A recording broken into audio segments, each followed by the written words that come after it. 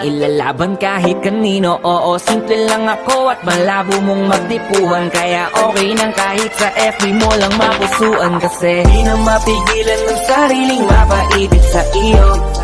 Ano ba to? Gusto ka laging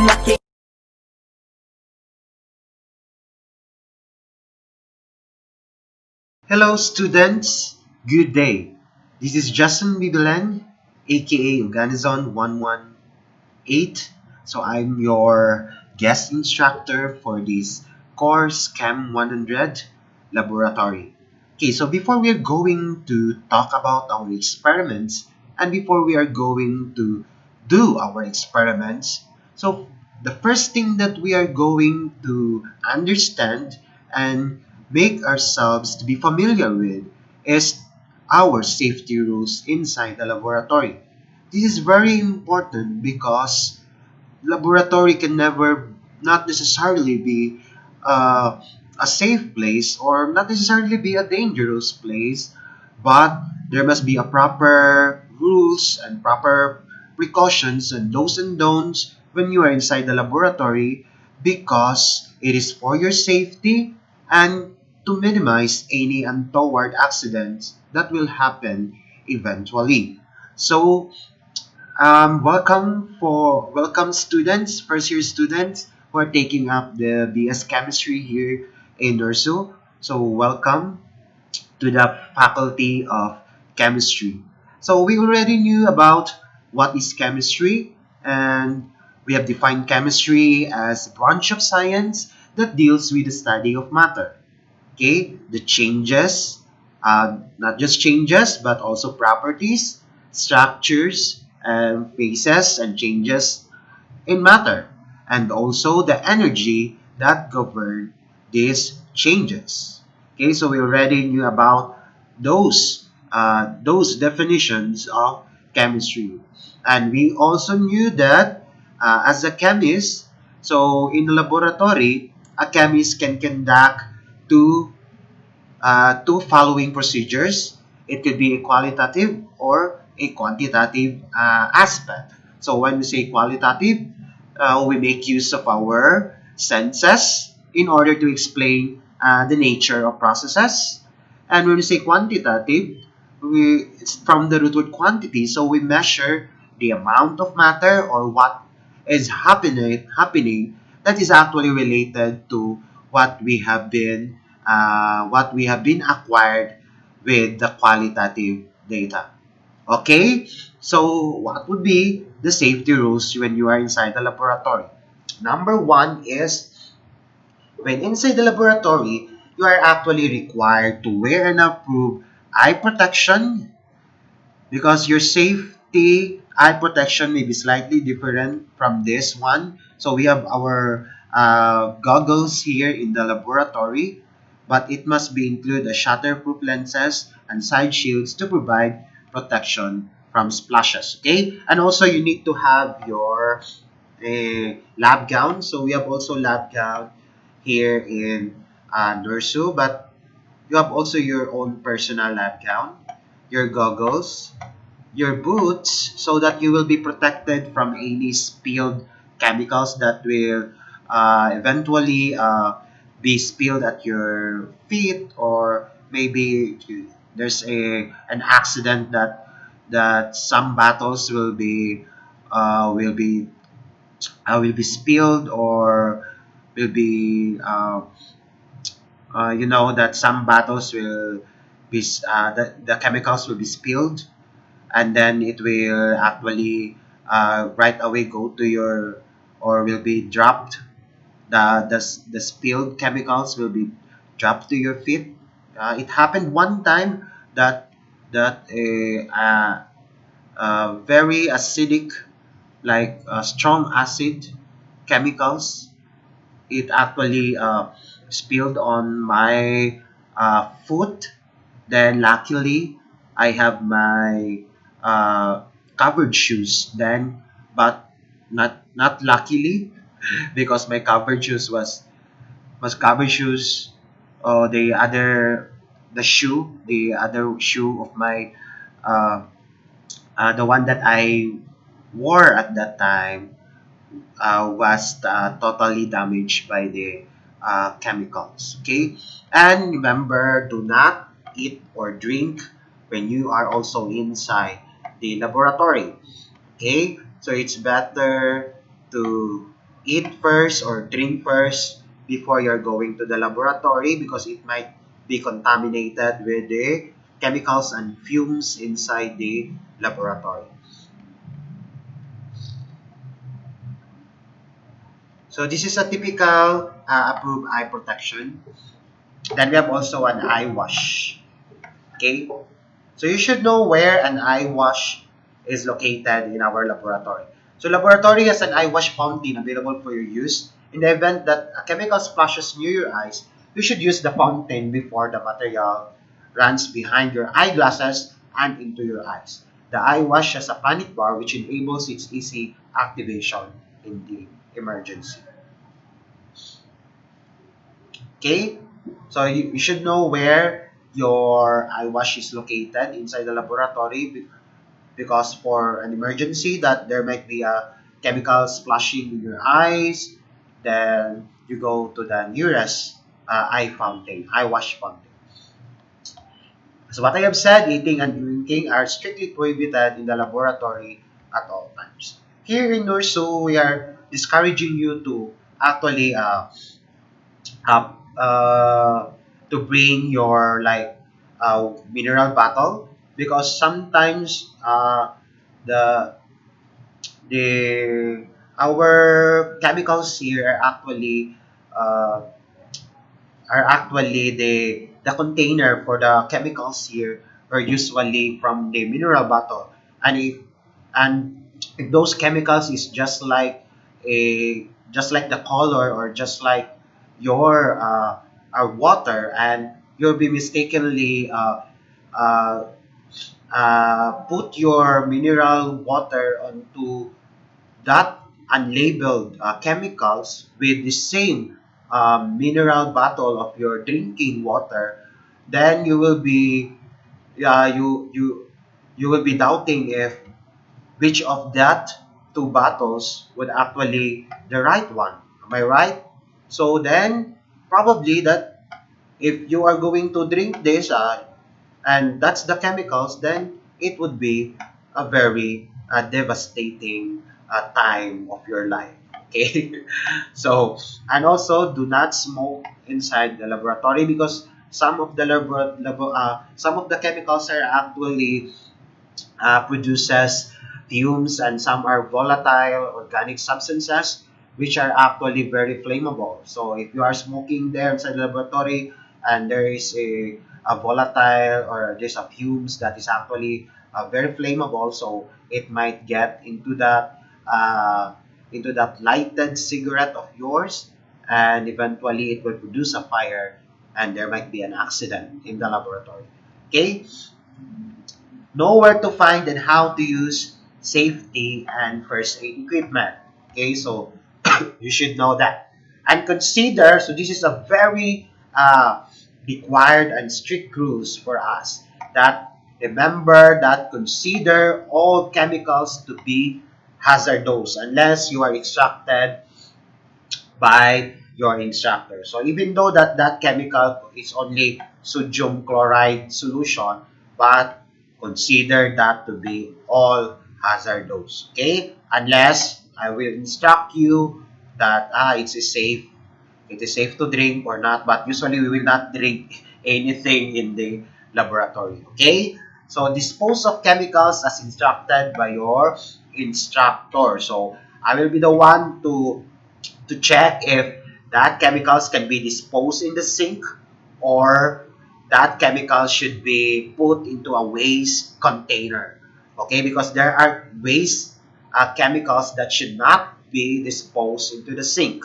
It should only be placed on a container, especially those chemicals that contain heavy metals like mercury, lead, or any heavy metals. Okay, then follow the explicit instruction given in the experiments. Okay, so whatever is found on your activity notebook, whatever is the procedure or the methods, you should follow it uh, you should really follow it explicitly. Okay, so never, if there's something that you don't understand, you have to contact me as your instructor in order for you to be guided on what to do. So if chemicals come into contact with your skin or eyes, wash immediately with copious amount of water and then consult your laboratory instructor. So if there is any chemical splashing in your skin or eyes, so you can use the eye wash fountain, or if there's no eye wash fountain, then you can use the sink, or if there's a water in the sink, then you can use that and then consult immediately to me on what chemicals had been splashing into your eyes, or what the chemicals has been in contact with your eyes or skin. Okay?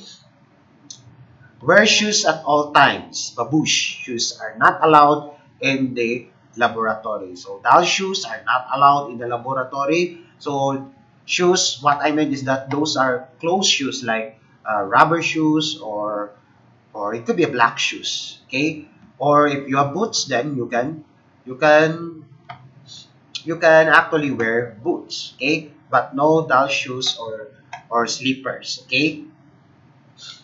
Never taste anything. So, and never directly smell the source of any vapor or gas. Instead, by means of your cup hand, bring a small sample to your nose. So, this is what we call wafting. Okay? So, never directly put your nose to the above the opening of any bottle, but you just waft it, okay, using your hand, just like this one. You waft it, proceeding to your nose so that you can smell it, okay, but never smell directly the vapors to your nose by placing your nose into the opening of the bottle, because it may cause an irritation to your nose, especially if these are actually concentrated acids or concentrated bases. This will cause irritation to your throat and to your nose, and you may not be feeling well after. Okay, especially if you are actually smelling concentrated ammonia, which are actually just like concentrated ammonia is just like uh, urines, urines of your mother in place in a bowl, and after several days you haven't or she haven't disposed it, so that is the smell of the ammonia.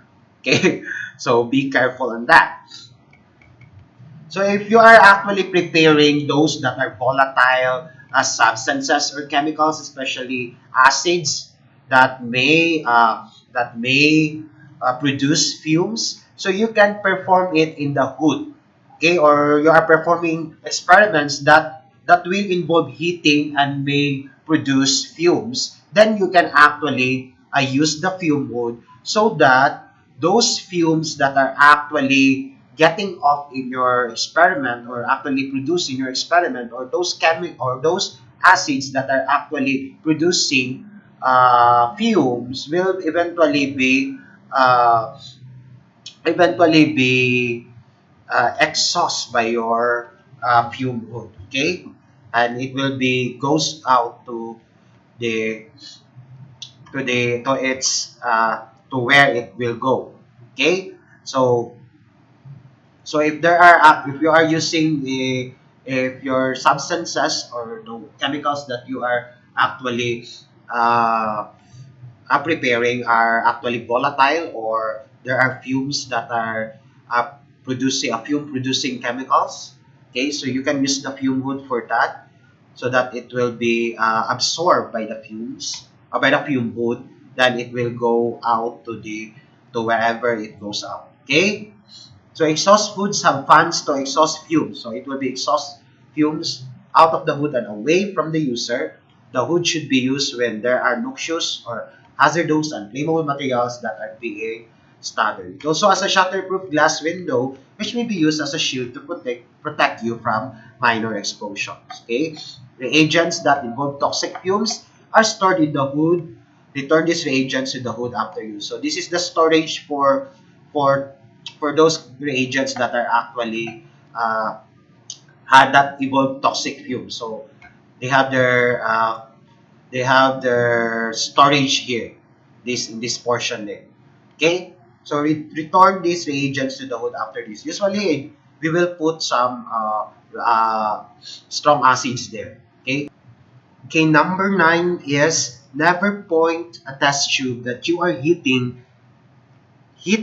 at yourself or your neighbor. It may erupt like a Jaser. Okay? So, in this case, so beware of sputtering. When you're heating on your test tube into a Bunsen burner, so never point it that the opening of your test tube is actually pointing your partner or pointing someone else or to yourself, because this may cause an uh, uh, eruption here of what have you heated a substance that you heat there may erupt like a geyser and may cause an accident, or it may cause an accident to someone.